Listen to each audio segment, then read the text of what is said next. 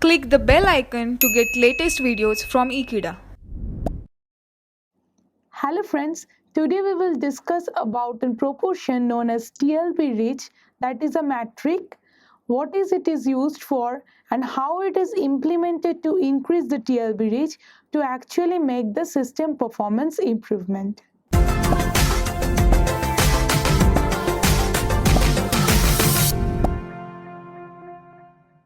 As we have previously described that the heat ratio of a TLB refers to the percentage of virtual address translation that can be done inside the TLB rather than the page table. So one way to increase the heat ratio is to increase the number of entries.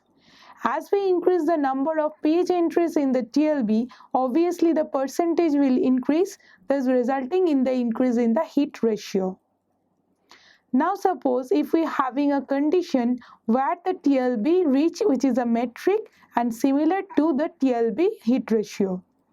It actually computes the amount of memory that is accessible by the TLB and which is also directly proportional to the TLB heat ratio. That is, if we multiply the number of the page size with the number of the page entries in a TLB, we will be given the amount of the memory that we can access by the TLB. So if we increase the page size, obviously the heat amount or the transfer net reach, that is TLB reach metric, will be increased.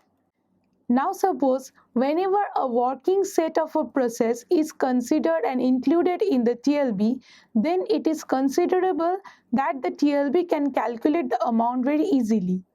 Otherwise, it should be memory reference to the page table rather than the TLB. So if we multiply the entry of the TLB by 2, that is doubling the multiple entry of TLB, then it will actually result in TLB reach doubling. But it is not the scenario in many operating systems for doubling or increasing the table entries in a TLB. Another way we can increase the TLB reach is by increasing the page sizes or support for the various page sizes. Suppose that if we are increasing the page sizes from 8 KB to 32 KB, then we are actually quadrupling the actual TLB reach. But for many systems, as we know, that it can cause fragmentation or an issue that it is not needed that large page sizes. So if that large page size is not needed and only a portion is needed, so having a larger page size will obviously called internal fragmentation. So in way, we can support for various page sizes. Like the UltraSparks 64 uses a page size of 8 KB, 16 KB, 32 KB and obviously 4 MB. Now among these, Solaris uses a page size of 8 KB and 4 MB.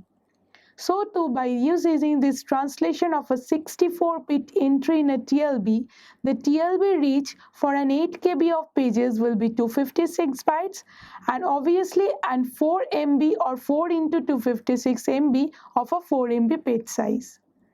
So in this way, we can calculate the TLB reach depending on the various sizes of the TLB. In most general operating systems, 8 KB of page size is sufficient. But some systems provide this advantage of having a larger page size. Like the Solaris and Unix kernel stored the 4 MB of the kernel code and data inside this 4 MB page data size. Now, we also take advantage of storing a larger database in the larger page size of 4 MB. Now, as we have this multiple levels or multiple sizes of the page size, so the TLB should be managed by the operating system, not by the hardware.